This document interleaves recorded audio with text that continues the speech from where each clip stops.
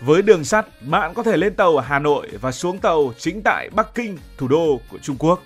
Từ Hà Nội có thể kết nối với những nơi nào khác trên thế giới bằng tàu hỏa. Và tàu Hà Nội, Bắc Kinh thì có những ưu thế gì, hay về giá thì thế nào so với tuyến bay từ Hà Nội cho đến Bắc Kinh?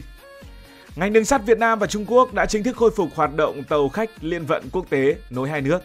Đặc biệt, hai nước sẽ triển khai tuyến tàu thẳng từ Hà Nội đến Bắc Kinh của Trung Quốc, cụ thể từ ga Gia Lâm của Hà Nội đến ga Bắc Kinh Tây của thủ đô Trung Quốc và ngược lại. Điều này thì mang đến một lựa chọn di chuyển mới, tiện lợi hơn cho hành khách, tất nhiên là so với những cái tuyến tàu cũ.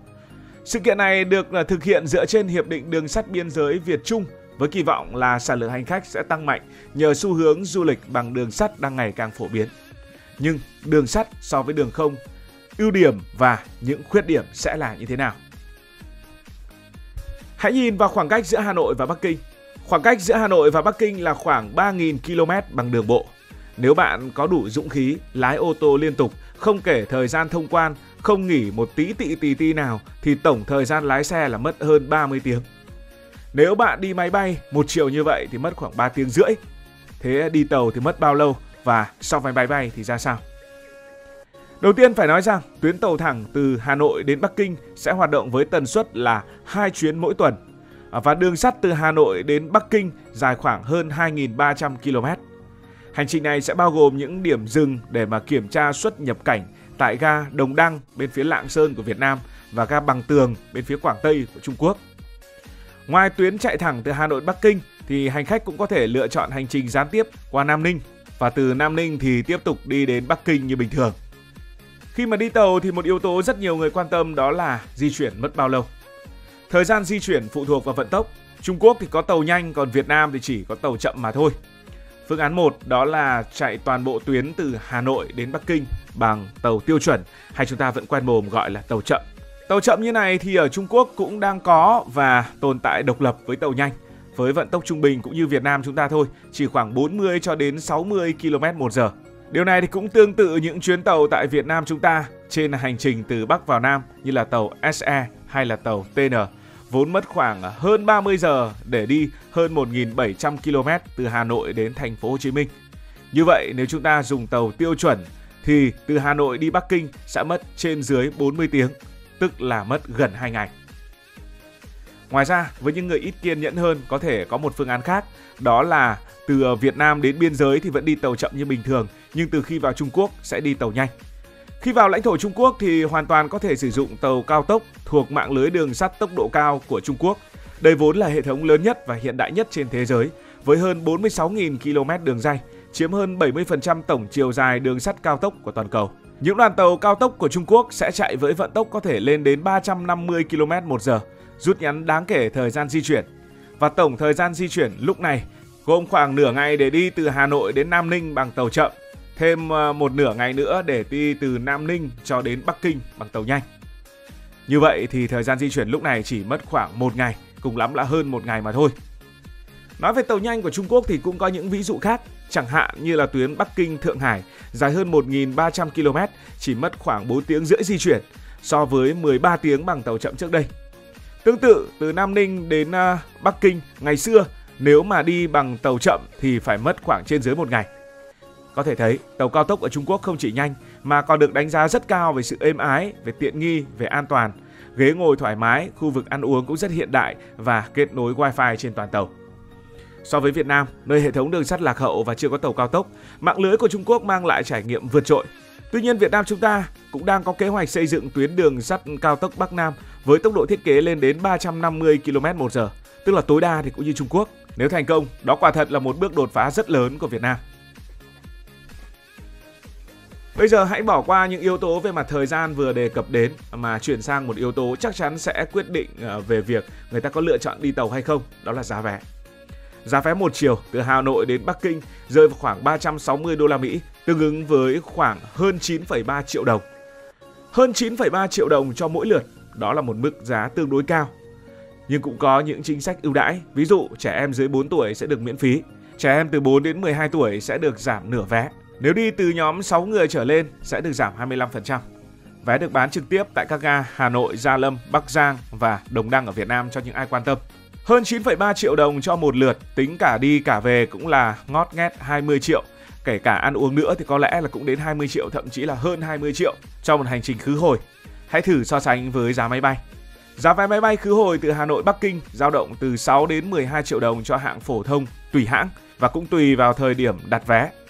Còn những hãng máy bay giá rẻ thì giá có thể thấp hơn, khoảng từ 5 đến 8 triệu đồng, thậm chí là dưới 5 triệu đồng.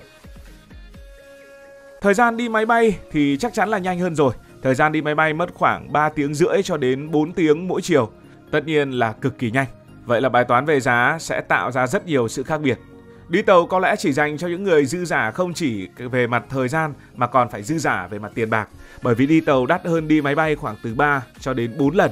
Thời gian thì tất nhiên lâu hơn rồi, chẳng ai bàn tính chuyện này nữa.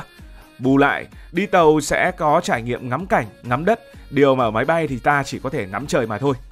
Vậy hãy xem tàu từ Hà Nội đi Bắc Kinh thì sẽ đi qua những chỗ nào. Ở Việt Nam hiển nhiên sẽ phải đi từ Hà Nội lên Lạng Sơn. Ở Trung Quốc thì đầu tiên sẽ là ga Bằng Tường. Đây là điểm làm thủ tục xuất nhập cảnh phía Trung Quốc. Bằng Tường chỉ cách Đồng Đăng một đoạn qua cửa khẩu Hữu Nghị. Bằng Tường là một đô thị vùng biên nhỏ nhưng nhộn nhịp với những hoạt động thương mại. Tiếp đó từ Bằng Tường sẽ di chuyển đến Nam Ninh chứ không phải là Nam Kinh. Nam Ninh thì thuộc Quảng Tây.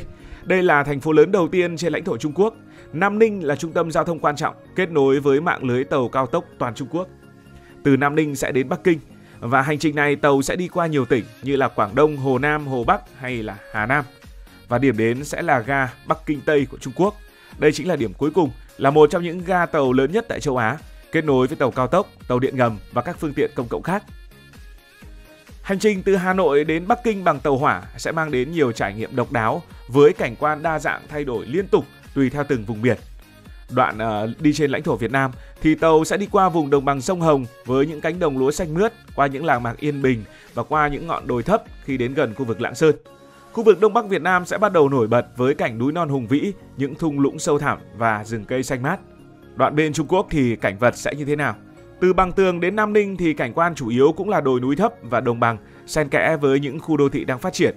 Khi đi xa hơn về phía Bắc thì tàu đi qua những tỉnh miền Trung của Trung Quốc với những cánh đồng rộng lớn, với sông ngòi uốn lượn như là sông Dương Tử ở Vũ Hán và với cả những thành phố hiện đại. Gần Bắc Kinh thì cảnh quan sẽ chuyển sang vùng đồng bằng Hoa Bắc với những cánh đồng khô cằn hơn, xen lẫn các khu công nghiệp và đô thị lớn. Nếu đi vào mùa thu hoặc mùa xuân thì có thể chiêm ngưỡng những cánh đồng hoa hoặc rừng cây đổi màu rất rực rỡ. Nhưng chi chênh lệch rất nhiều tiền chỉ để ngắm cảnh thì bạn có sẵn sàng hay không? Và cuối cùng chúng ta sẽ đi đến phần sau của câu chuyện. Nếu đi tàu hỏa từ Việt Nam có thể đi đến nơi nào trên thế giới? Bởi vì tàu hỏa từ Việt Nam đã kết nối với Trung Quốc rồi thì về lý thuyết từ Việt Nam bạn có thể sử dụng tàu hỏa đi đến rất nhiều nơi trên thế giới nhờ vào mạng lưới đường sắt quốc tế đi qua Trung Quốc. Trung Quốc là một trung tâm kết nối đường sắt của châu Á và thế giới. Từ Trung Quốc sẽ có những tuyến đường sắt liên vận quốc tế. Ví dụ, Trung Quốc kết nối với Nga qua tuyến đường sắt xuyên Siberia. Tuyến này kết nối từ Bắc Kinh hoặc Hắc Long Giang qua Mãn Châu Lý đến Moscow, dài gần 9.000 km, mất khoảng 1 tuần để di chuyển. Đây là tuyến đường sắt dài nhất thế giới, đi qua thảo nguyên Mông Cổ và rừng taiga Siberia. Hoặc thậm chí là đi thẳng đến Mông Cổ luôn.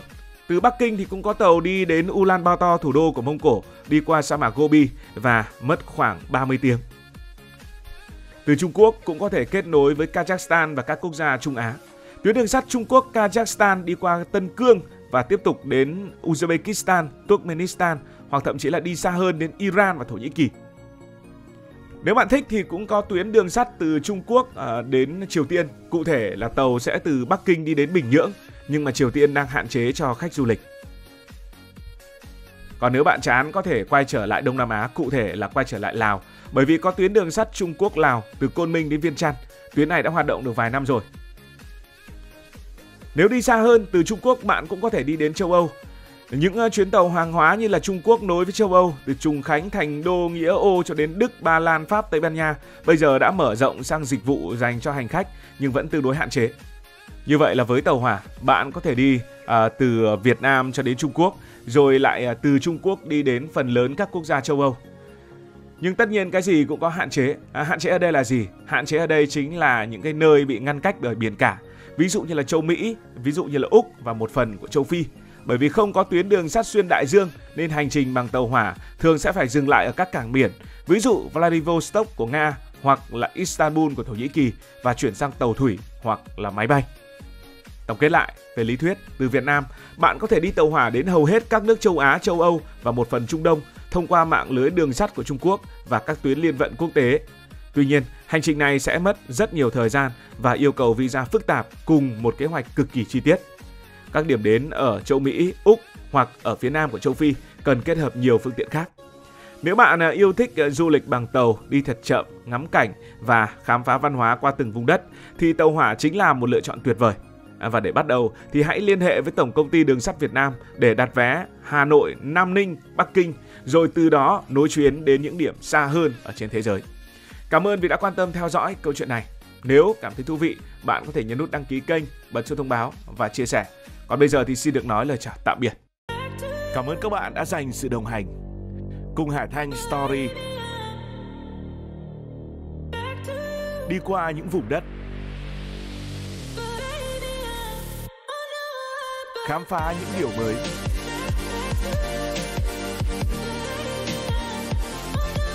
Đừng ngần ngại, hãy để lại những góp ý và xin được hẹn gặp lại.